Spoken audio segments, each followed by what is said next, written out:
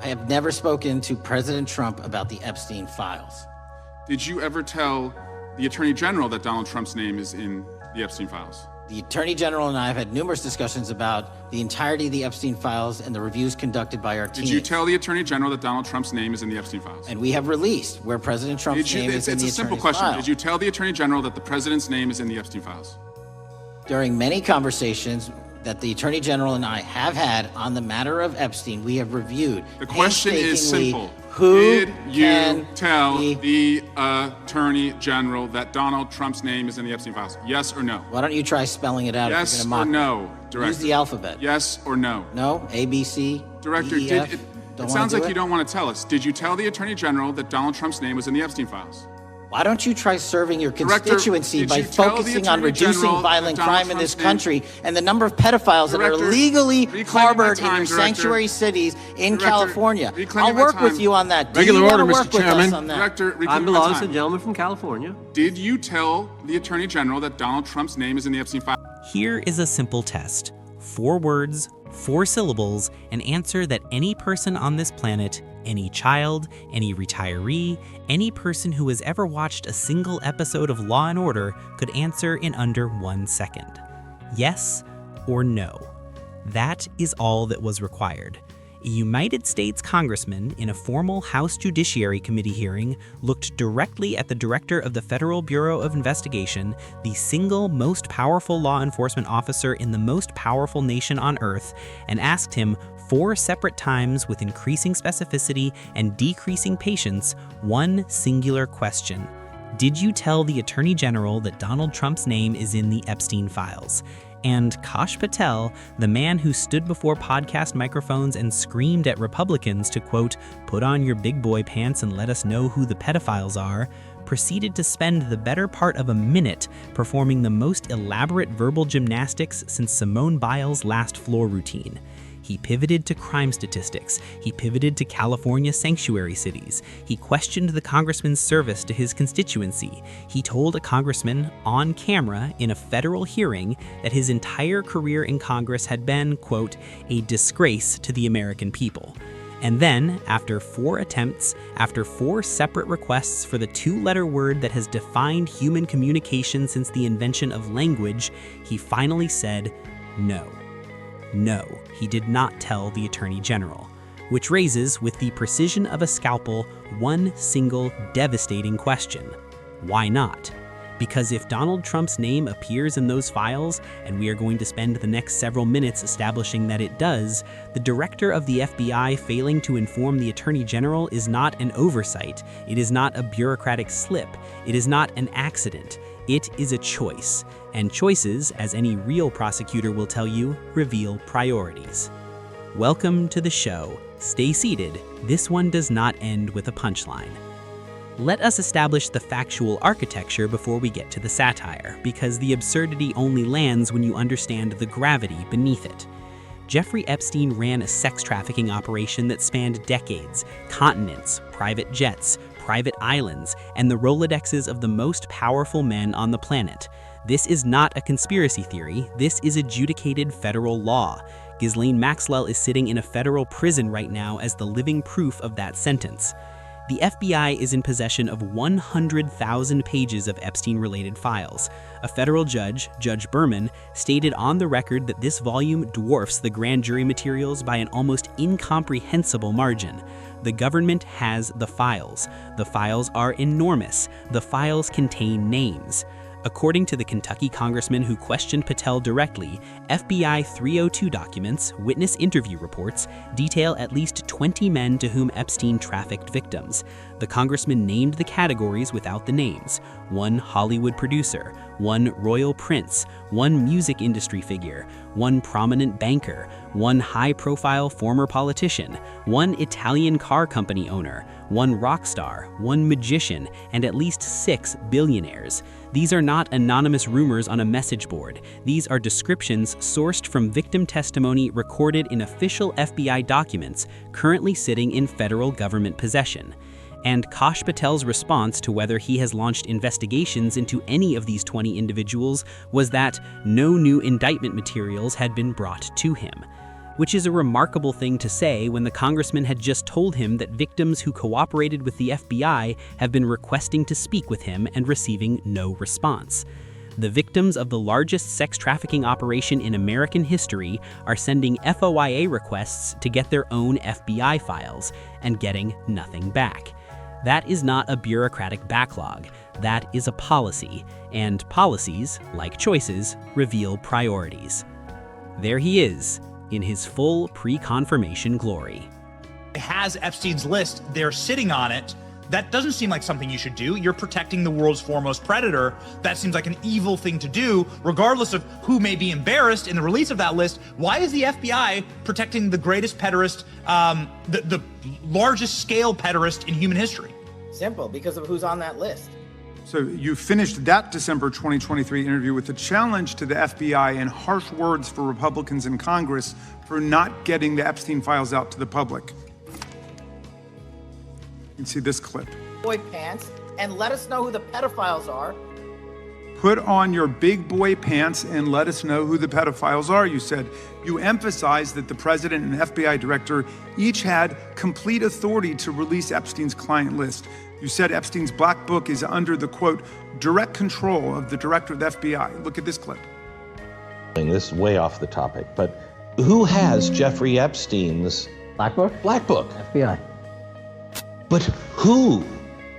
That is, I mean, there's... Oh, that's under direct control of the director of the FBI.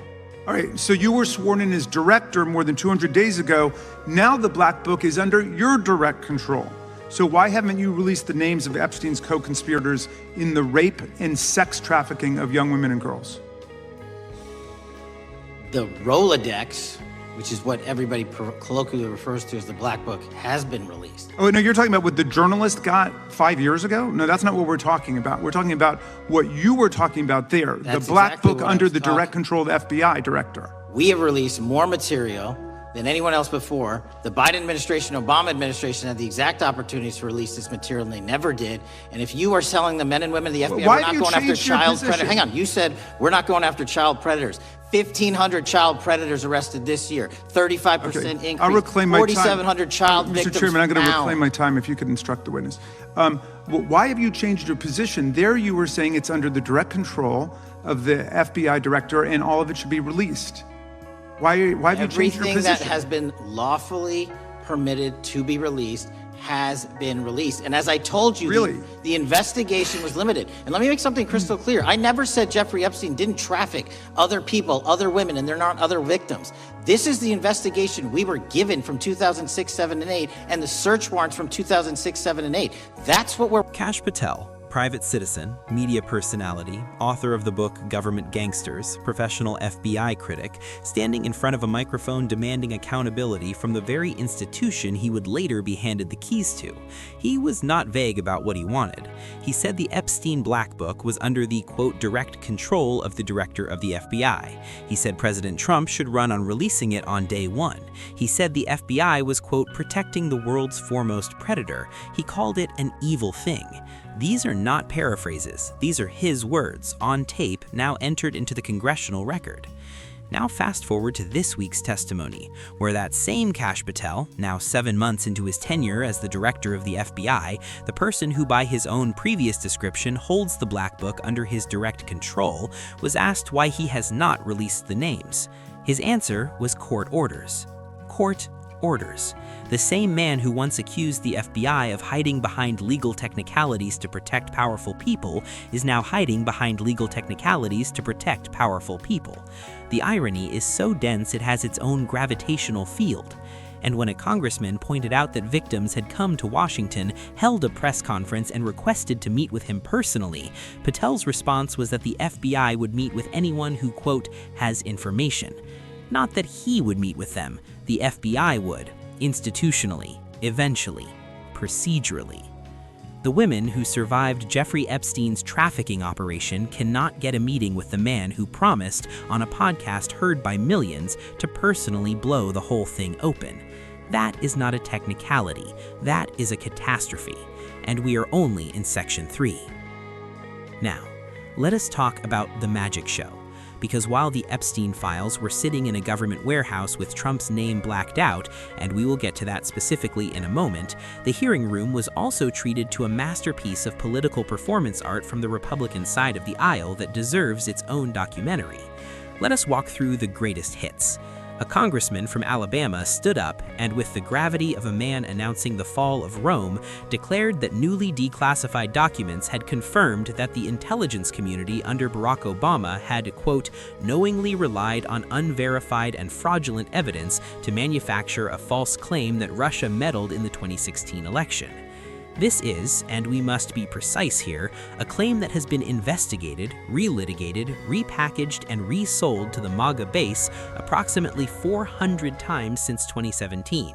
It has produced 0 prosecutions of senior Obama officials.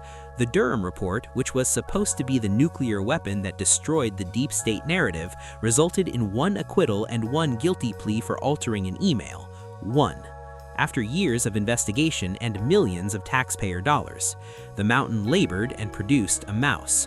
But in the MAGA cinematic universe, it remains the greatest crime in American history. Every hearing, every season, same plot. The villains never get convicted, the heroes never stop promising consequences, the audience keeps watching. Then we had a congressman from South Carolina who opened his questioning by describing the Democratic members of the committee as performing, quote, clickbait auditions for the Academy Award. This from a party whose senior members have spent the last decade appearing on podcasts in tactical vests, releasing white binders to social media influencers, and naming their investigations after weather phenomena. Arctic frost, Operation Summer Heat, Operation Not Forgotten, with the branding enthusiasm of a Marvel Phase 4 rollout.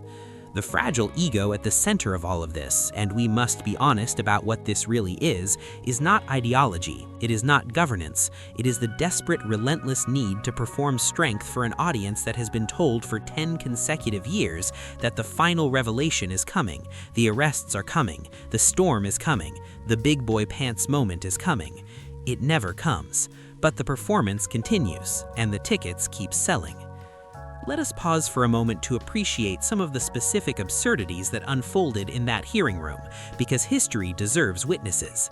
Kash Patel, the director of the Federal Bureau of Investigation, a position that requires Senate confirmation and carries the weight of 56 field offices, 35,000 employees, and the national security apparatus of the United States, was asked by a Democratic congresswoman whether he was aware that Dylann Roof had murdered 9 black parishioners in Charleston in 2015. His response was to ask her for, quote, a little more information. He is the director of the FBI. Dylann Roof's case is in the FBI's own files. It was national news for months. It resulted in a federal death sentence, and the director needed a briefing on it in real time during a congressional hearing. I'm sorry, Dylann Roof? Roof, can you give me some more information? You're head of the FBI, you probably know this. If you don't know, that's fine. You can give me a reminder? I've got a lot in front of me. It was national news. Robert Bowers murdered 11 Jewish worshipers in Pittsburgh in 2018. I do remember that. And it was the deadliest anti-Semitic attack. So do you admit that happened? I'm not saying the other thing didn't happen. I'm just asking for a little information. Patrick Cruces, who posted a manifesto about a Hispanic invasion, walked into a Walmart in El Paso, Texas in 2019 and began firing. He murdered 23 people that day, and the youngest was 15. Do you admit or deny that happened? I'll take your presentation as accurate. All right, well, I have to say all of these cases have been adjudicated. As I said, they are not gotcha questions. These incidents were national news. And as director of the FBI, you have access to all of this information.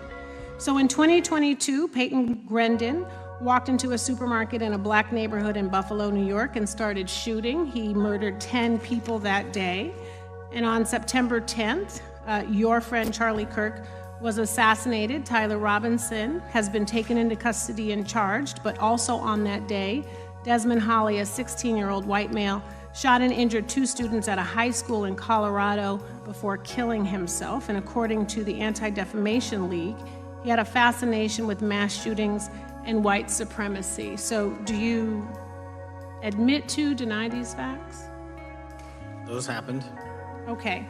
Your predecessor former FBI Director Christopher Wray, said that one of the most dangerous concerns is that racially motivated violent extremism, especially white supremacists, has been the biggest chunk of our domestic terrorism cases and is responsible for the most lethal attacks over the last decade. Do you admit or deny, A, that he said this? I'll let the record reflect that, whatever. Now, to be scrupulously fair, the hearing was 7 hours long and covered an enormous amount of material, but the specific cases that Patel struggled to immediately recall, Charleston, Pittsburgh, El Paso, Buffalo, were not obscure matters. They were the defining domestic terrorism cases of the last decade. Cases that his own predecessor, Christopher Wray, cited repeatedly as the primary evidence that white supremacist extremism represented the greatest chunk of domestic terrorism threats. When pressed on whether he agreed with Wray's assessment, Patel's response was, and this is verbatim, "I'll let it reflect that whatever he said was what he said." Read that sentence again, slowly. "I'll let it reflect that whatever he said was what he said." That is not an answer. That is a sentence-shaped object designed to occupy the space where an answer should be. It is the verbal equivalent of a cardboard cutout placed in a doorway to make it appear that someone is home. Meanwhile, across the aisle, Republican congressmen were asking whether the FBI could confirm that George Soros was funding a coordinated network of progressive district attorneys in order to release violent criminals onto American streets, a claim for which no direct evidence was offered. And Patel responded that he would, quote, accept the factual representation. He will accept as fact an unverified claim from a Republican congressman. Not familiar with that, sorry. So this report came out this past Monday, and it said that significant amount of the money flowing out of George Soros and other leftist organizations and funders has been funding DAs and prosecutors, and quote, many of these DAs had never managed an office, prosecuted a criminal case, developed organizational policies. In dozens of America's largest cities and counties, this report finds these progressive district attorneys have outsourced core parts of the American criminal justice system to activists and political donors, taking direction and advice on everything from staffing decisions and communication strategy. Organizations, it's a complex web of donors going in through these organizations to put radical DAs and prosecutors out there, putting criminals on the streets. Does the FBI director agree that this exists and is a problem? I will accept the factual representation, and if that exists, it is a problem. The organizations such as TIDES, the Fair and Just Prosecution, Brenner Center for Justice, Partnership for Safety and Justice, the Vera Institute of Justice, the amount of dollars flowing from George Soros through and to these organizations and to the various prosecutors that have resulted in increased crime on our streets, including the brutal murder of the Ukrainian refugee in Charlotte. I bring that up because that is one component of the problem. In addition, we have an organized effort targeting our border. The NGOs, the nonprofits, and the... He requires additional information about a nationally adjudicated mass murder. That asymmetry is not accidental. That asymmetry is the entire show.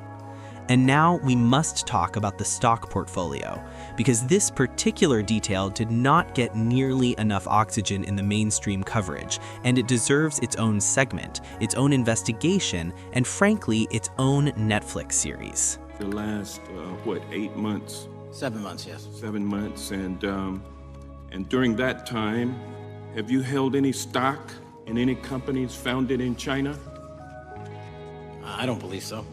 Well, you do own stock in a company known as Elite Depot, don't you?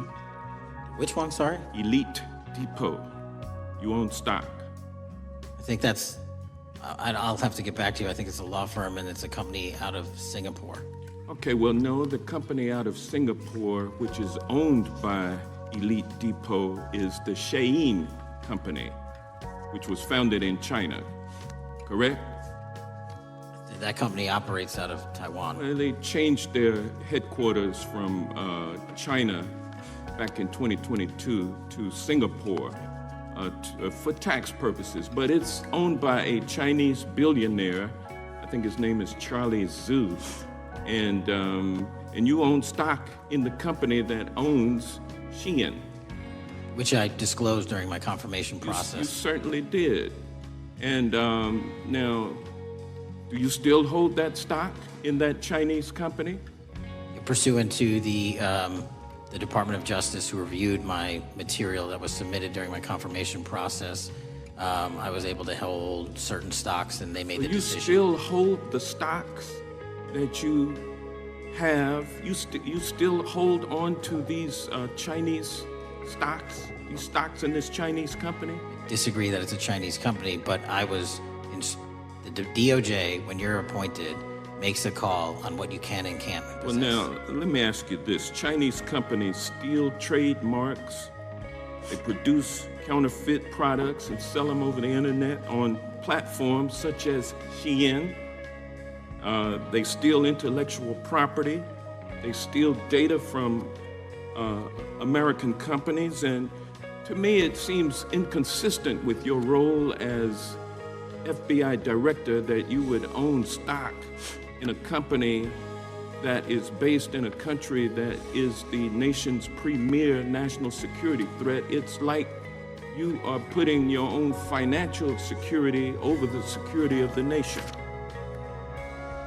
I disagree with that characterization. Well, I think the American people look at it like it's a classic situation of the fox guarding the henhouse. If the FBI is charged with investigating espionage, economic espionage by companies controlled by the Chinese Communist Party, and you are the director of the FBI, you've got a conflict of interest. Sir, I would just show if there's any intimation that I'm against. Why are you holding on to this stock? It wasn't a decision I made. And it's valued at up to $5 million as of when you last reported, correct? $5 million in stock? No, I don't follow it. You don't follow it, but you're still making money off of it. I don't have any money off of anything. Well, what I have done... Trump's trade policies directly impact the value of that Chinese stock. Won't you agree with that? Which trade policy? I'm not a trade expert. Kash Patel, the director of the Federal Bureau of Investigation, the man whose agency is responsible for investigating Chinese espionage on American soil, Chinese intellectual property theft, Chinese interference in American elections, and Chinese fentanyl precursor trafficking, owns stock in a company connected to Shein.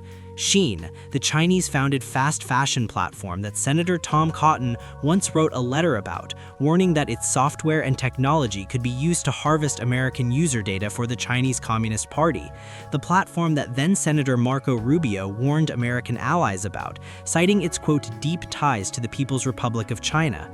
When a Georgia congressman asked Patel directly whether he held stock in a Chinese company during his tenure as FBI director, at a time when China is, by Patel's own testimony, America's greatest national security threat, Patel's response was to dispute the characterization of the company as Chinese.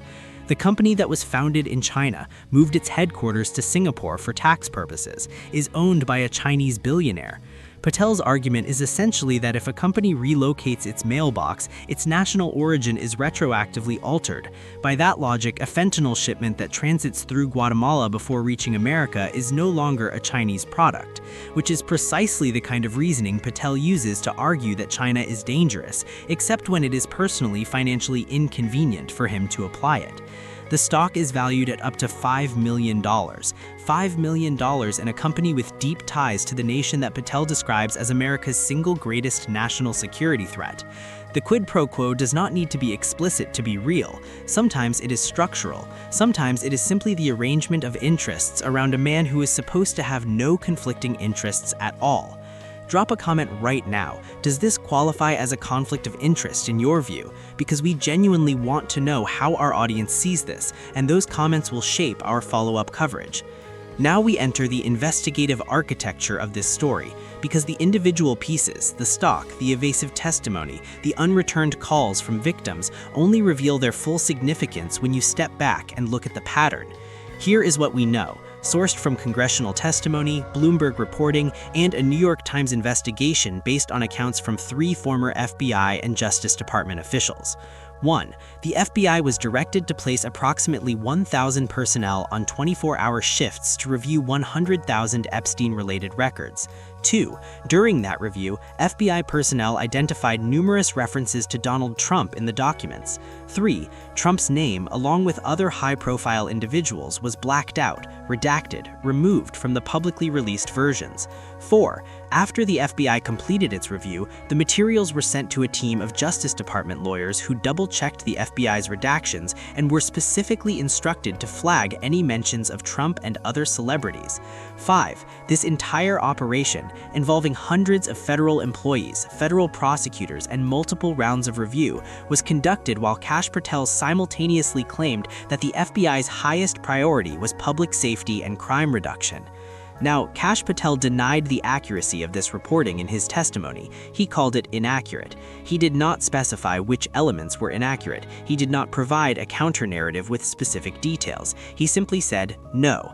The same two-letter word he eventually used when asked whether he told the Attorney General about Trump's name in the files. But here is where the open loop emerges, the thread that remains dangling, unresolved, demanding to be pulled. If Trump's name appears in those files, and 3 former federal officials told the New York Times that it does, and the FBI director did not tell the Attorney General, then who made the decision about what to tell the Attorney General and what to omit? That question was not answered in the hearing. It was not asked by Republican members. It was repeatedly deflected by Patel when raised by Democratic ones. It sits at the center of this story like a black hole, warping everything around it.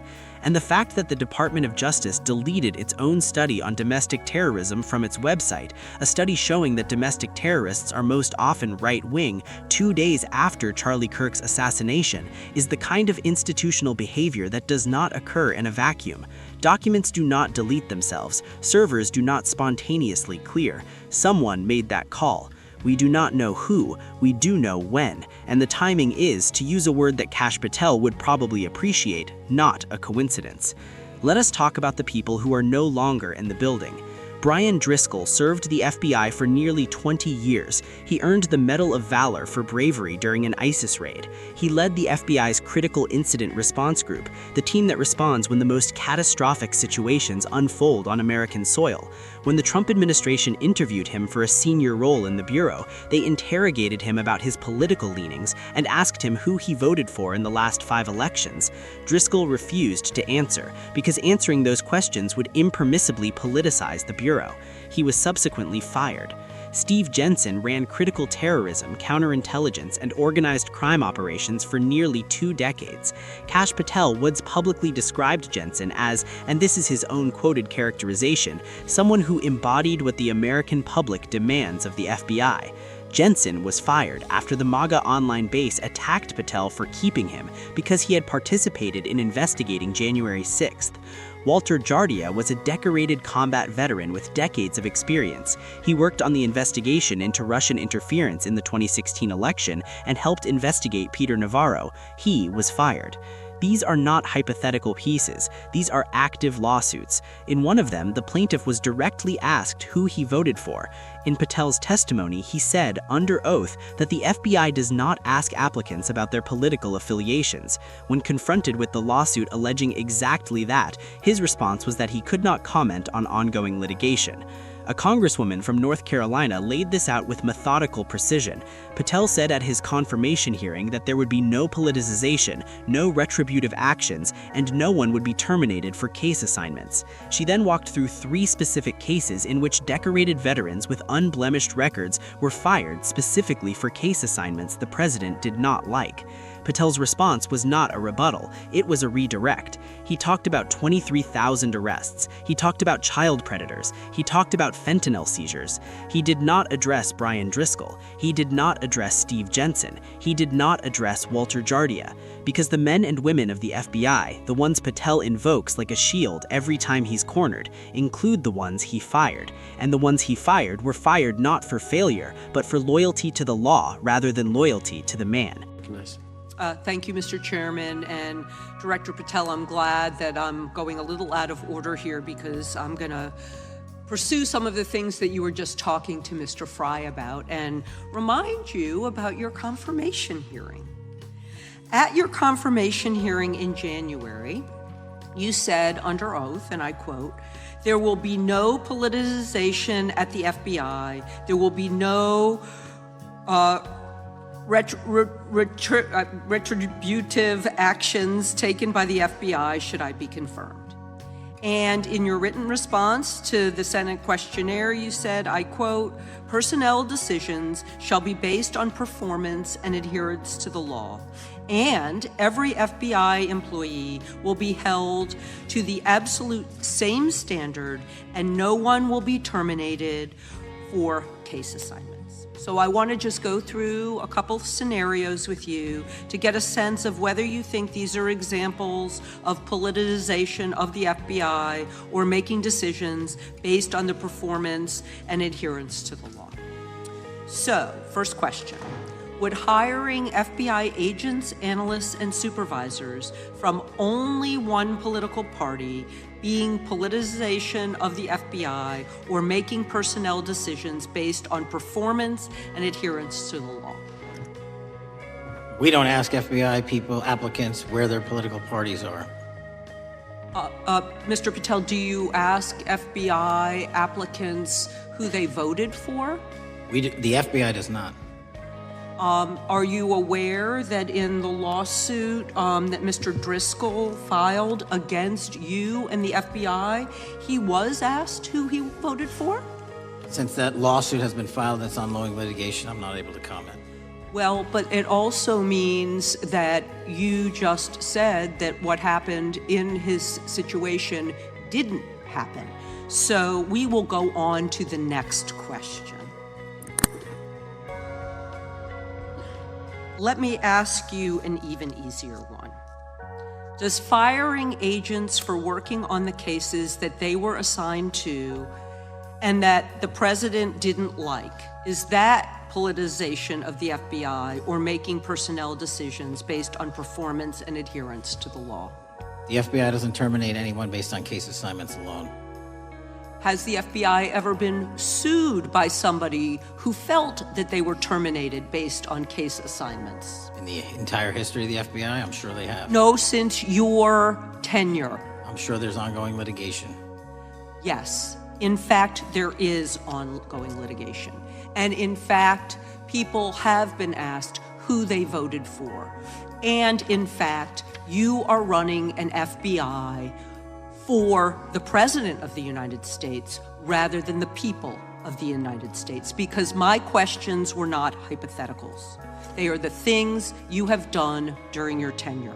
And according to a lawsuit filed last week by long-term FBI agents, you fired former acting director Brian Driscoll.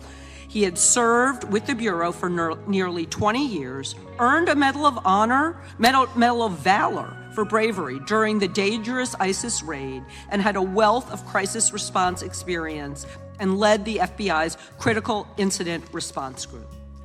When the Trump administrations interviewed Mr. Driscoll for that role, they interrogated him about his political leanings and who he voted for in the last 5 elections.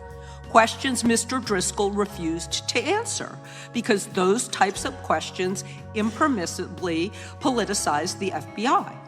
You also fired Steve Jensen, who served the FBI for nearly 2 decades and ran critical terrorism, counterintelligence, and organized crime operations, whom you once described as embodying what the American public demands of the FBI. But he was fired because he took part in investigating crimes committed on January 6th. And Trump's MAGA base lambasted you online for keeping him at the FBI. So he's no longer at the FBI. You also fired a decorated combat veteran with decades of experience in the Bureau, Special Agent Walter Jardia, because he worked on the investigation into the Russian interference in the 2016 presidential election and helped investigate Trump's ally, Peter Navarro. Director Patel, it is very clear that you have flunked your own test. You've put saving your job, which I actually believe you were being honest about during your confirmation hearings, over doing what's right for the FBI and the American people. That is not adherence to the law. Thank you, and I yield back. That distinction is the entire ballgame. Here is a number that should make every American, regardless of party, deeply uncomfortable. After Charlie Kirk's assassination, the FBI and accounts affiliated with the FBI posted about the killing more than 50 times across social media platforms. Kash Patel personally walked the crime scene. He flew FBI assets in. He directed photo releases. He appeared at press conferences. He took personal credit for the 33-hour turnaround to arrest. 3 months earlier, Melissa Hortman, the Speaker of the Minnesota House of Representatives, was shot to death in her home in the middle of the night alongside her husband, Mark. The killer was a self-identified right-wing extremist and Trump supporter. The FBI released one written statement: clean, professional, appropriate. 4 social media mentions. 50 versus 4. When a senator from Vermont raised this disparity directly, pointing out that it appeared the FBI was valuing some lives more than others, Patel's response was that his voice would be expressed through the investigations the FBI conducts, which is a genuine answer as far as it goes. Investigations are the appropriate mechanism, but investigations are not the only output of a law enforcement agency. Public communication is also an output. The number of tweets is an output. The personal presence of the director at a crime scene is an output, and those outputs are distributed with a pattern that is empirically measurable. 50 versus 4 is not a statistical anomaly.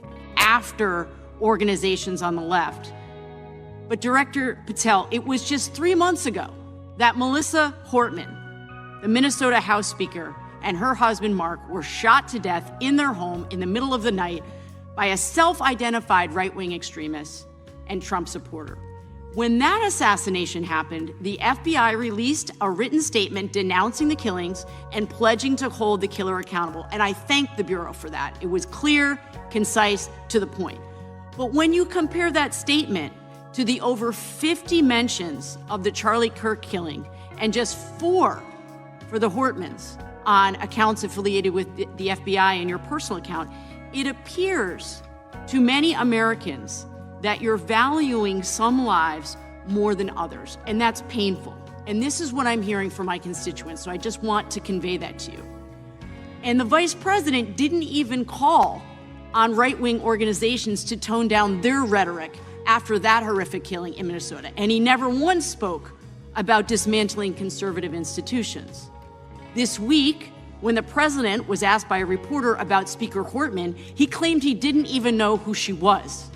One of the most high-profile assassinations of an elected official in recent memory, and the president claims to know nothing about it, hasn't even heard of it. It was absolutely devastating for her colleagues and for her family.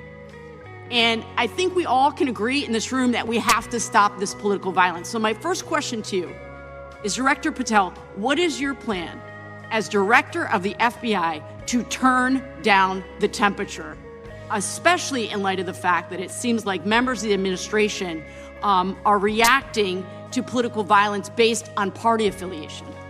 What's your plan? I can only speak for myself and the FBI. And what we are doing is, I think I mentioned earlier, we're following the money, because whatever attack you are describing, and they are all despicable, equally so, people need money to operate. People need money to conduct these attacks, to conduct these investigations. And so what we are doing is finding the people that supported this infrastructure system, because even when you say there's a lone, quote unquote, lone wolf actor, he's not truly a lone wolf actor. Something happened along the way. I agree. And so can I just because we have such little time, are you making a commitment right now to follow where the evidence goes in investigating whether it's violence on the left or the right? Because over the last 10 years, when you look at the ideology, I want to follow up on what my colleague from California said. When you look at the data, you look at the Anti-Defamation League data, 96% of ideological motivated killings were committed by the right wing. When you look at the Institute of Justice report that she cited, it's 5 times the number that 5 times the number of far-left extremist incidents are perpetrated by far-right. And it's been reported, and she mentioned this, that as of September 12th, 2025, just 2 days after Charlie Kirk's killing, that the DOJ removed that report from the DOJ website. That's why Americans are concerned that there seems to be a separate system of justice, that if you are a Republican and you are attacked, you will get the full weight and authority of the FBI in this administration. But if you are somebody serving in the Minnesota State Legislature and you are assassinated in your home, that the response is different. And I think to ignore the threats from the right or try to do a both and when there are multiple instances when it's overwhelmingly coming from the right, this is a disservice, because Americans want to know that whoever they are, whatever their political affiliation, that the response is going to be the same, and it is going to be done with the same diligence. And I'm wondering if you will commit to me right now that you will be a voice right now standing up to those voices in the administration that are adding to the violent rhetoric right now. That's what I'm asking you. Will you commit to this? Time the gentleman has expired. The gentleman can respond. Priority expressed in the language of attention. And when President Trump was asked about Melissa Hortman by a reporter, he said he did not even know who she was. The Speaker of a state house assassinated in her bed, and the President of the United States claimed not to know who she was. One of the most high-profile political assassinations of an elected official in recent memory, and the administration's response was, "I haven't heard of her." That is not fragile ego.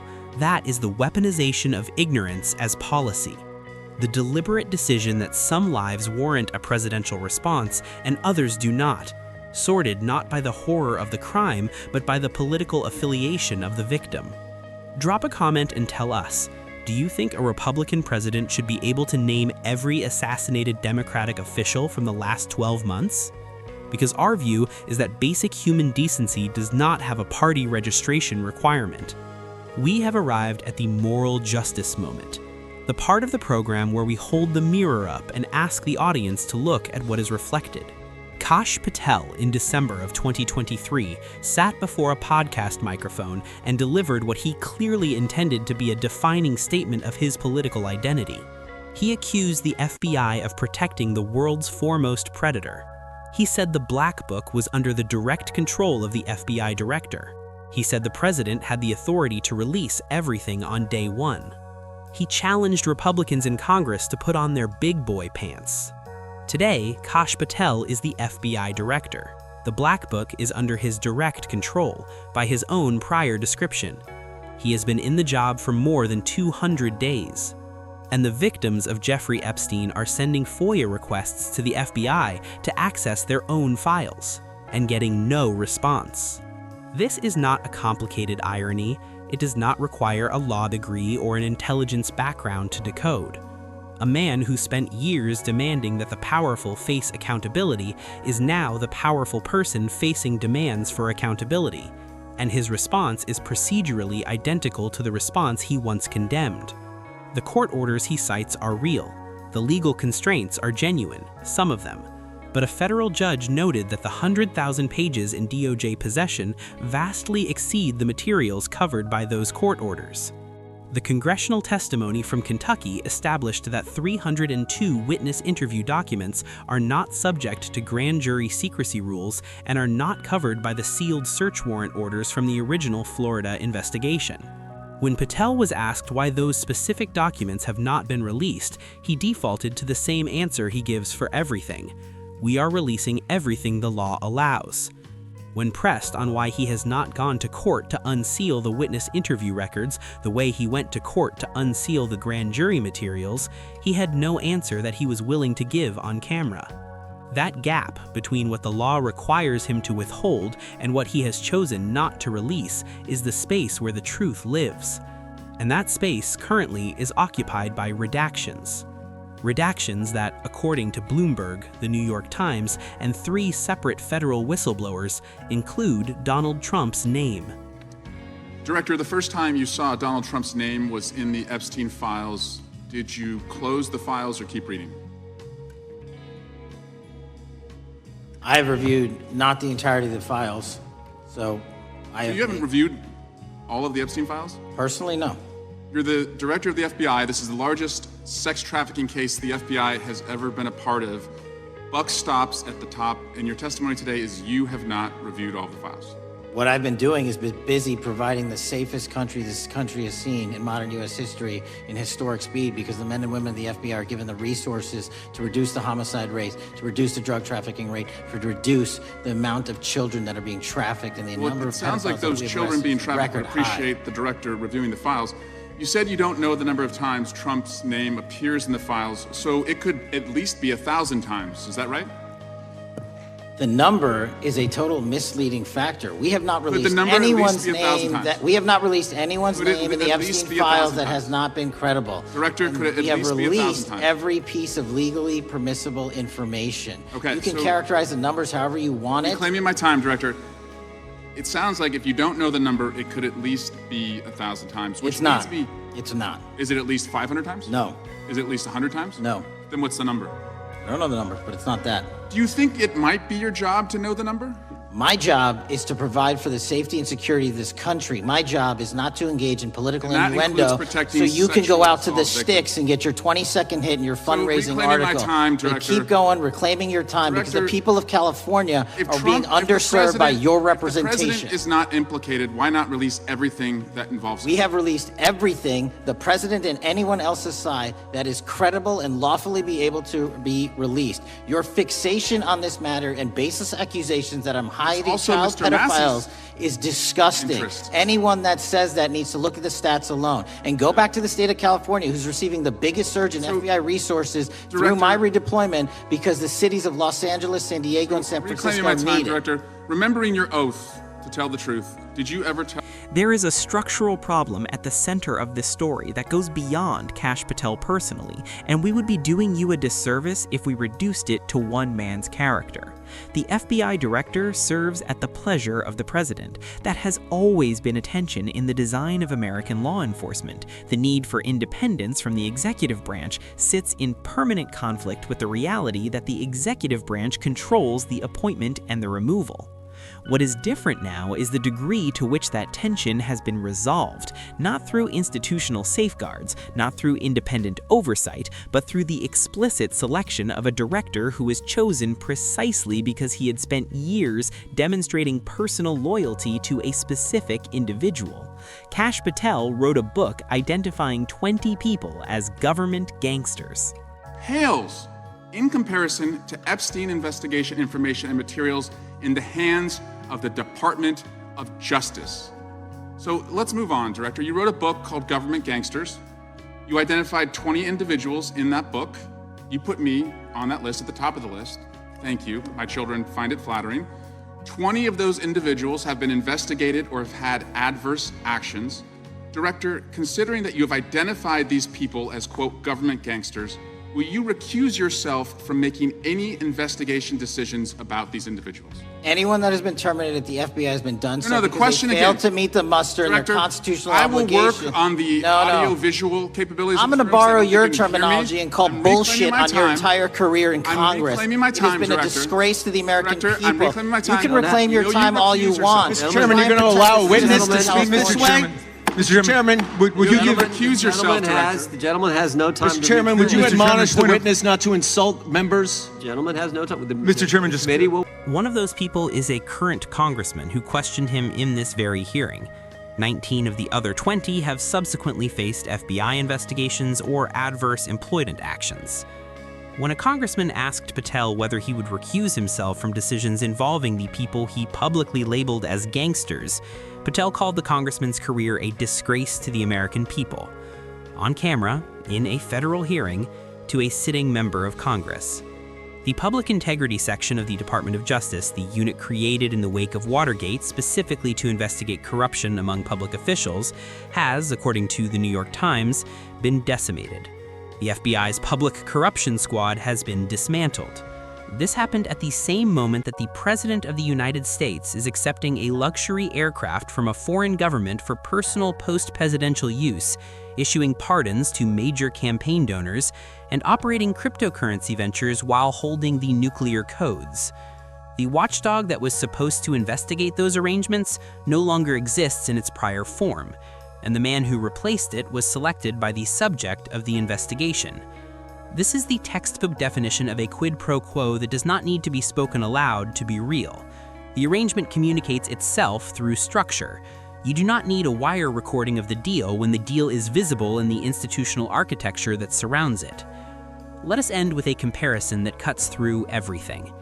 If you are a plumber, a working American who runs a small business, hires a few employees, gets up at 5 in the morning and fixes the pipes that the rest of us take for granted, and you tell the IRS that you lost a receipt, that you can't quite remember the number, that you disagree with their characterization of whether it was a business expense, the IRS does not accept your philosophical objection. They apply the law. They follow the evidence. They hold you accountable to the standard that applies to everyone equally under a system that is supposed to be blind. But if you are the director of the FBI, and you cannot remember how many times the president's name appears in the files of the most notorious sex trafficker in American history, files that are under your direct control, reviewed by your personnel, sent through your agency's bureaucratic chain, you get to cite court orders. You get to redirect to crime statistics. You get to tell a congressman that his career is a disgrace. And you get to walk out of the hearing room at the end of the day with your job intact, your Chinese stock portfolio still generating returns, and the victims of Jeffrey Epstein's crimes still waiting for a returned phone call. That asymmetry between what accountability looks like for the powerful and what it looks like for everyone else is not a bug in this system. Under the current arrangement, it is the feature. Kash Patel stood before a podcast microphone and promised big boy pants. He stood before a Senate confirmation hearing and promised no politicization, no retaliation, equal standards for everyone. He stood before the House Judiciary Committee this week and could not answer a yes or no question in under 4 attempts. The congressman who finally got the no after 4 tries, after being lectured about California, after being told to use the alphabet, did not get the truth. He got the end of the evasion, which is not the same thing. The truth is still in those 100,000 pages. The truth is in the 302 witness interviews that have not been released. Thank you, Mr. Chairman. Director Patel, I watched some of your Senate hearing yesterday when Senator Kennedy asked you, you've seen most of the files, who, if anyone, did Epstein traffic these women to besides himself? You replied, according to the transcript, there is no credible information that he trafficked them to anyone else. You also said somewhere in the hearing and here today that the problem is that the case files are constrained by limited search warrants from 2006 to 2007 and that the non-prosecution agreement hamstrung future investigations. Those constraints only apply to Southern District of Florida. They do not apply to Southern District of New York, the location of the 2019 sex trafficking indictment, which produced many things, including a series of FD 302 documents. According to victims who cooperated with the FBI in that investigation, these documents in FBI possession, your possession, detail at least 20 men, including Mr. Jess Staley, CEO of Barclays Bank, who Jeffrey Epstein trafficked victims to, victims including minors, such as Virginia Roberts Giuffre, may she rest in peace. That list also includes at least 19 other individuals, one Hollywood producer worth a few $100 million, one royal prince, one high-profile individual in the music industry, one very prominent banker, one high-profile government official, one high-profile former politician, one owner of a car company in Italy, one rock star, one magician, at least 6 billionaires, including a billionaire from Canada. We know these people exist in the FBI files, the files that you control. I don't know exactly who they are, but the FBI does. Have you launched any investigations into any of these people, and have you seen these 302 documents?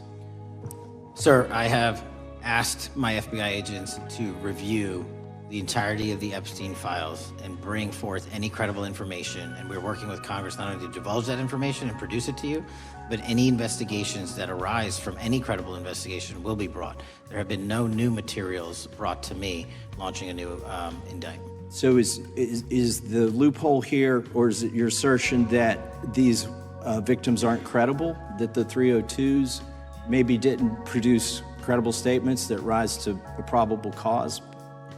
It's not my assertion, sir. It's the assertion of 2 different United States attorney's offices from 3 separate administrations who investigated those same materials in lifetime. Are the 302 documents in the FBI's possession?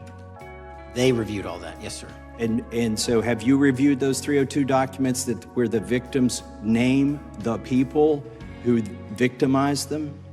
If I personally know, but the FBI has. So how can you sit here and in front of the Senate and say there are no names? I said I named one today. I said we are not in the practice at the Department of Justice FBI of releasing victims' names. That is not what we do. We are also not in the habit of releasing incredible information. That's not what we do. But multiple authorities have looked at the entirety of what we have. Okay, I got to move on here. Were you present when the AG had the White House event when she released the binders to the social media influencers? I was, yes. So if you're willing to meet with social media influencers who stood to benefit from the sensational and sad stories of these victims, will you meet with the victims as well? The FBI will meet with anyone who has new information. Will you personally meet with them? The FBI and the professionals who are handling the cases will. Were you instructed that it was important to release the documents to the Oversight Committee on the day of my introduction of the discharge petition to release these files? I don't know what day that was, so no. Well, they were released that day, and there were victims' names who weren't redacted because they were in such a rush, and the victims are not happy about that. Have you investigated any of the CIA connections? Have you seen the CIA file on Jeffrey Epstein? And if you wanted to see it, would they show it to you? Well, I can speak for the FBI, and that's presuming there's a CIA case file. And I've reviewed everything that the interagency, not I, the FBI, that was provided to us.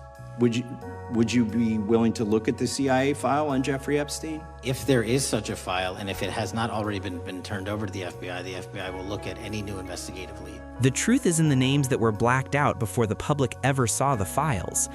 And the truth is in the choice, specific, deliberate, and documented, not to tell the Attorney General what those files contain.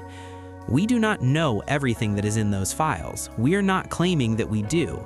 What we are claiming, what the congressional testimony, the federal whistleblowers, the Bloomberg reporting, and the New York Times investigation collectively establish, is that the person who is supposed to be finding out is the person most structurally incentivized not to.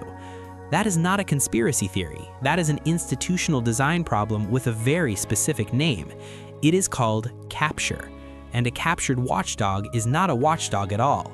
It is just a dog. If you made it to the end of this video, do us one favor. Share this with one person who thinks this story is over, because the files are still there, the names are still in them, and the 33-hour clock that Kash Patel is so proud of on Charlie Kirk's case has been running on the Epstein victims for years. Some clocks, it turns out, only run when the right people are watching. We will keep watching. Subscribe, stay with us. The next chapter of this story is already being written.